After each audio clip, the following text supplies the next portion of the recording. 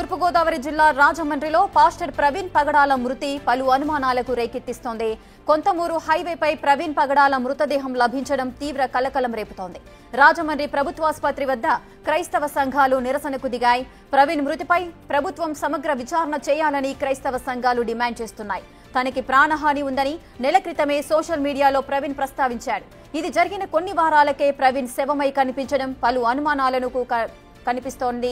మరిన్ని వివరాలు మా ప్రతినిధి శంకర్ అందిస్తారు. బోధకుడు అదే పాస్టర్ ఆయన ప్రస్తుతం అయితే అనుమానాస్పద మృతి అయితే చెందారంటూ కూడా క్రైస్తవ సంఘాలన్నీ కూడా ఆందోళన పట్టబట్టే రాజమండ్రిలో ప్రస్తుతం మనతో ఉన్నారు. మాట్లాడే ప్రయత్నం చేద్దాం. సార్ చెప్పండి, అసలు ఏం జరిగింది అనుకుంటున్నారు? అసలు ఎందుకని మృతి చెందారు? యాక్చువల్లీ ప్రవీణ్ పగడాల్ గారు well known person in Christianity. ఆయన ఒక డిబేటర్, ఆయన చాలా మందికి ఆయన సుపరిచితం. సో ఆయన చేసినటువంటి బోధలు కానివ్వండి, ఆయన చేసినటువంటి డిబేట్స్ కానివ్వండి, ఆయన రాసినటువంటి పుస్తకాలు కానివ్వండి, ప్రసంగాలు కానివ్వండి, క్రైస్తవ లోకానికి అంతటికీ సుపరిచితమైనవి. ఈరోజు ఉదయం ఏ టైంలో జరిగిందో మాకు తెలీదు.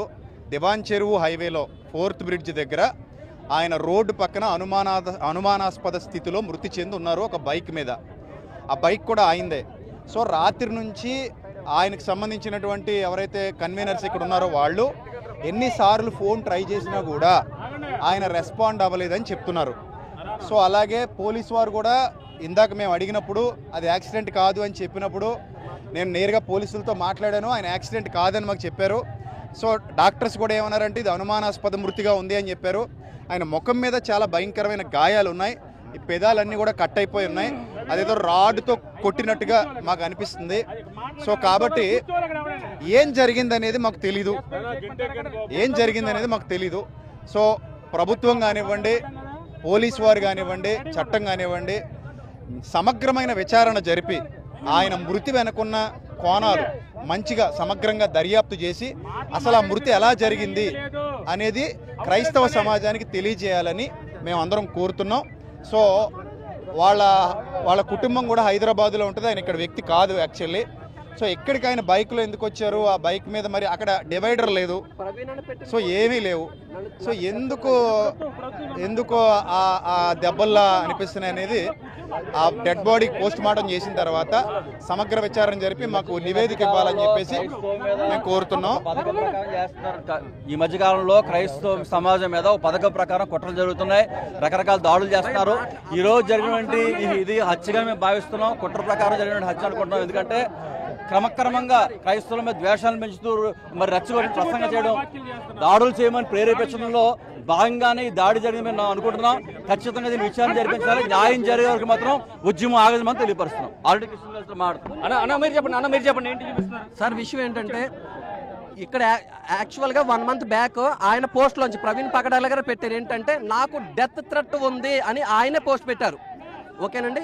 తర్వాత కరుణాకర్ సుగ్గునేటువంటి ఒక మతోన్మాది ఈ రోజు మార్నింగ్ ఆయన ఇక్కడ చనిపోతే ప్రవీణ్ గారు అక్కడ ఎవరు చంపేశారో అని పెట్టి పోస్ట్ ఫేస్బుక్ లో అందరిని రచ్చగొట్టి మళ్ళీ డిలీట్ చేసేసాడు. స్క్రీన్ షాట్ తీస్తున్నాం, వాడు పెట్టి డిలీట్ చేసేసాడు. యాక్చువల్ గా వీళ్ళు రీసెంట్ గా కూడా ఇప్పుడు మాకు పోలీసు వాళ్ళంటే గొడవ లేదు, కంప్లైంట్ లేదు, కానీ మేము ఫస్ట్ నుంచి ఎన్ని కంప్లైంట్లు వస్తున్నా పట్టించుకోవట్లేదు. మీరు రీసెంట్ గా డిఎస్పీ గారికి వీళ్ళు కలిసి రాధా మనోహర్ దాస్ మీద కంప్లైంట్ ఇస్తే దాని కంప్లైంట్ తీసుకున్నారు, దాన్ని ఏం చేయట్లేదు. గంట నుండి ఇక్కడ ఉన్నాం మేము, గంట నుండి ఎండలో నిలబడి మా తోటి సేవకుడు జరిగినటువంటి దాడిపై ఎండలో నిలబడితే ఇప్పుడు వచ్చి ఇంకెవరు కూడా స్పందించలేదు. పోలీసు వారు వచ్చారు కానీ ఒక ఆవు చచ్చిపోతే ప్రతి ఒక్కరు కన్నీళ్ళు గారి చేస్తాడు. ఒక చెట్టు ఎండిపోతుంటే చెట్టుకు నీళ్ళేయట్లేదని చెప్పి ప్రతి ఒక్కడు వచ్చేస్తాడు. ఇది నా కుటుంబం అన్నాడు. ఒక మనిషి చచ్చిపోతే దానికి కారణం ఏంటంటే ఫస్ట్ నుంచి కూడా థ్రెట్స్ ఉన్నాయి. ఇక్కడ రాజమండ్రిలో భయంకరంగా జరుగుతుంది, ప్రతి చోట జరుగుతుంది. ఫస్ట్ నుంచి ఎవరిని అనుమానిస్తున్నారు? ప్రధానంగా ఎవరిని అనుమానిస్తున్నారు? మెయిన్ ఏంటంటే మతోన్మాదులు సార్. వీళ్ళందరూ యూట్యూబ్ మాకు సోషల్ మీడియాలో ఒకసారి మీకు వీడియోలు వినిపిస్తాం చూడండి సార్.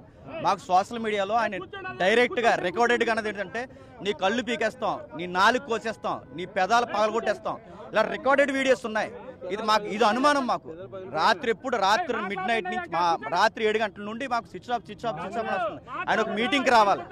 మాకు అనుమానం దీని మీద. ఇది సాధారణమైన యాక్సిడెంట్ కాదు, ఇది ఇంటర్నేషనల్ ఇష్యూ. ఎందుకంటే మాకు ఆయన తెలుగు రాష్ట్రాల క్రైస్తవం తరపున మాకు రిప్రజెంటేటివ్గా వ్యవహరిస్తున్న వ్యక్తి. ఆయన మీద ఎన్నో పన్నాగాలు పన్నారు, ఎన్నో విషయాలు. మొన్న నెల క్రితం కూడా ఆయన ఏమన్నాడంటే నాకు థ్రెట్ ఉంది, నా ప్రాణహానం ఉంది, దయచేసి సోదరులారా అని క్రైస్తవ సమాజానికి విజ్ఞాపన చేసుకున్నాడు.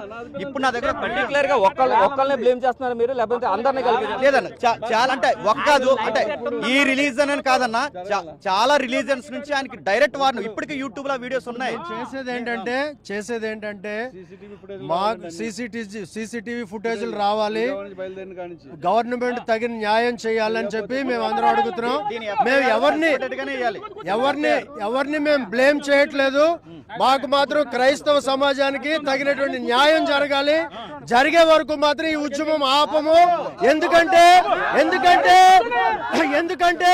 కొన్ని రోజుల క్రితం నుంచి ఆయన్ని పెదాలు పగల కొడతాం, నీ బుర్ర పగల కొడతాం అని చెప్పి వీడియోస్ ఉన్నాయి.